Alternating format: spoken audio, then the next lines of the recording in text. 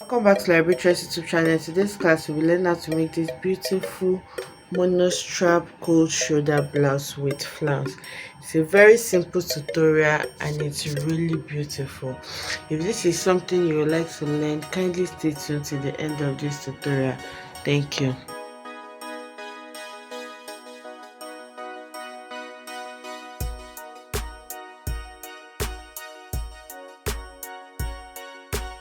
Okay, so for this tutorial you need your basic bodies. I already drafted my basic bodies and then I sew it, so I want to make this as simple and beginner friendly as possible. So this is actually a monostrap, so we have one part with shoulder and then the other part is completely off. Okay, so that is why we have sleeve on just one side.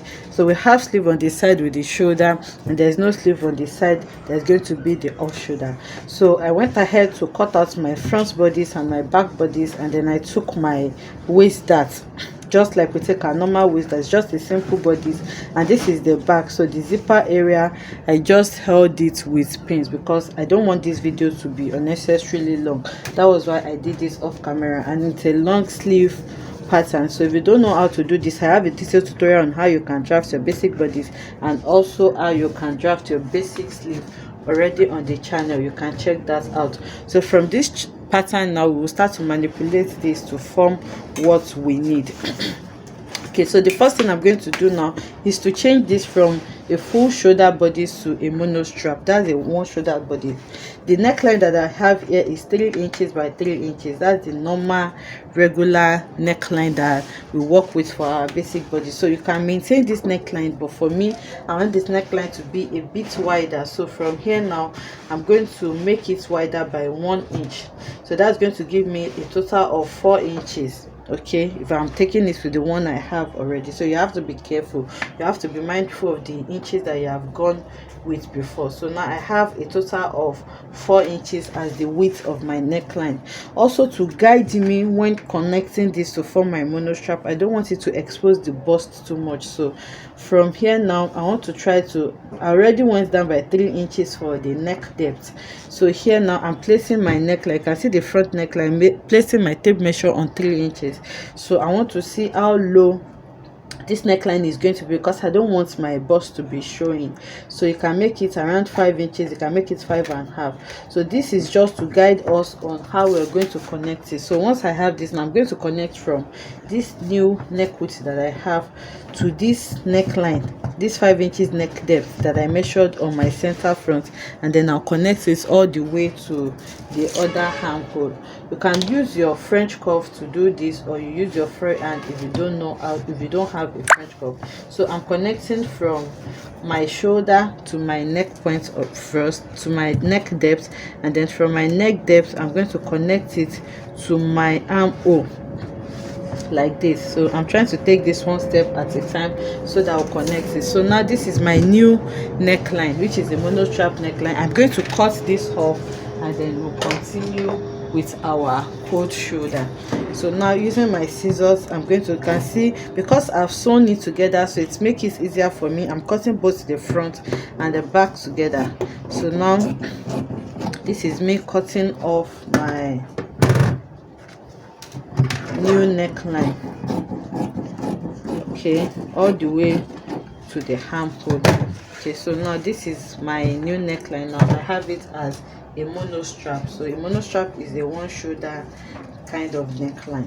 So now the next thing is for us to create our cold shoulder. Okay, so a cold shoulder sleeve is a sleeve that have this upper part, the upper part of your arm opened like that. So depending on how wide you want your cold shoulder to be, where we have our armhole, that's where we fixed our sleeve to the bodies. On the armhole area, from my shoulder point, I'm going to go down by, you can go down by 2, 3 or 4 inches depending on how wide you want it to be. So I'm just going to make mine around 3.5 inches. So this is 3.5 inches here. I hope you can see this. So I have 3.5 inches here, and then for the opening of the shoulder also, from where I have my sleeve joint again. I'm going to measure into my sleeve, so depending on how big you want this to be also. So I'm just going to measure the same 3.5 inches here, and then I'm going to connect it. Sorry. So I'm going to connect this, which means all of this is going to go off my shoulder. So if you look at the thumbnail very well, we have like a strap. We have like a strap on this shoulder. So for that strap, from my shoulder point here, I'm going to go down by, you can do 2 inches, you can do 2.5 inches. So I'm just going to go down by around 2.5 inches here. Okay, from my shoulder point, I'm measuring 2 or 2.5 inches depending on what you want. So now if I'm measuring 2 inches, I have my 2.5 inches, I have my 2.5 inches like that. And then from where my cold shoulder point starts on my armhole area, I'm going to connect it in a diagonal form to this 2.5 inches that I have. So it means all of this is going to go off, which means this 2.5 inches that I'm taking, I'm going to bring it back as a strap. So you have to take note of this measurement. So this 2.5 inches, remember we are taking it on both the front and the back, so it's going to be a total of 5 inches. So I'm going to cut a strap of 6 inches including allowance, and then I'm going to fix it back. But I'll first of all cut this off. So now from here, now I'm going to cut this, okay, the cold shoulder from my armhole, and then I'm going to cut off this new strap that I want. So this is the shape that I have now. This is the cold shoulder part. So you can take this to your mannequin to see how open it is. If you are not okay with the opening that you have, you can go lower than this, but the most important thing is for you to just maintain a smaller length first, because if it's bigger it will be difficult for you to control. So if it's smaller, it's easier for you to just widen it than make it too big, then you'll not be able to control it. So now for the flounce that we are going to add to this, what you just need to do now is to measure around all of this. So now from my off shoulder part, so I'm just going to take that measurement. So from here, now I'll take my measurement all the way to this point, then I'll bend my tape measure, and then I'll take it to the sleeve. So I have around 22.5 inches. So this is just for the front. So now I'm going to multiply that by 2, and that's going to give me 45 inches for both the front and back.